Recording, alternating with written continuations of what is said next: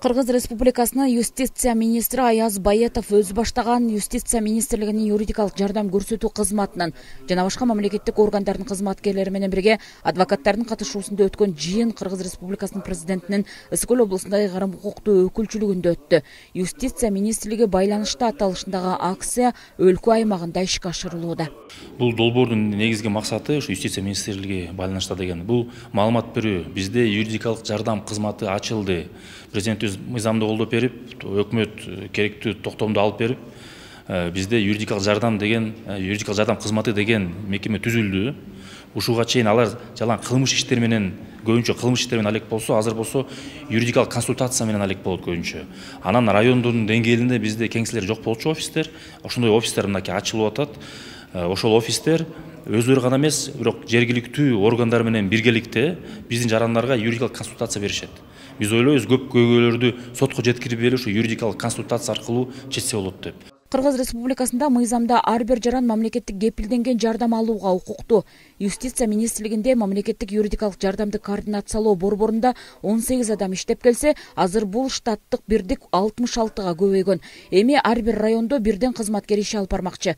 Юстиция министри долбоорун алкаганда жергиликтүү бийлик менен мамлекеттик органдар менен тыкыз иш алып баруу керектигин баса белгиледи. Ар бир райондо бир офистер болот. Анан экинчи максат биздин башка мамлекеттик мекемелерде иштеген коллегаларыбызды суранабыз. Келиңиздер, анткени биз барын чече албайбыз, бирок бизде сиздерде суроо бизге жибериңиздер.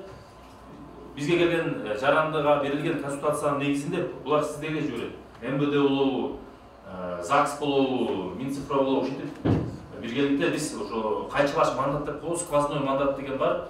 Акжол Сабыровичке деген айтып берет. Ошол механизм аркылуу биз ойлойбуз, юридикалык консультацияны биз көбүрөөк жарандарга беребиз деп. Башынан айтып кетишим керек, биз сот эмеспиз.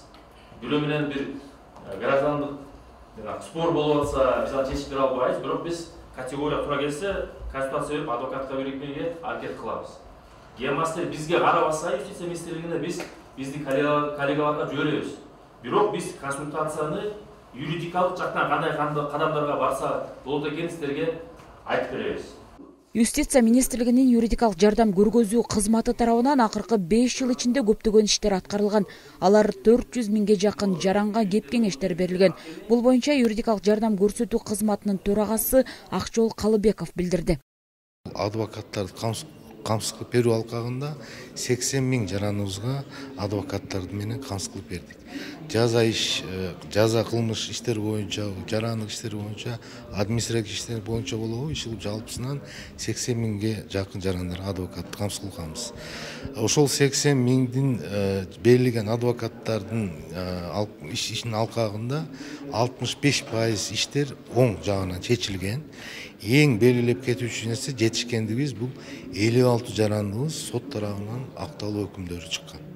Бул деген өтө жакшы көрсөткүч деп эсептейм, себеби биздин адвокат юристтер түшүнөт жакшы, соттордо түшүнөт.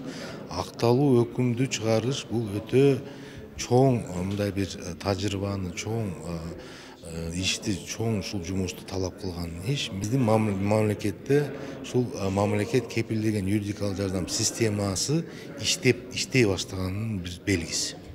Калкка юридикалык кеп кеңеш берүү менен маселени чечүүгө мүмкүн экендиги далилденген. Эми ар бир райондо иш алып бара турчу кеңселердеги юристтер ар бир жарандын кайрылуусун кабыл алмакчы. Салтанат Керимкул кызы, Нурлан Чойбеков, Ысык Көл жаңылыктары.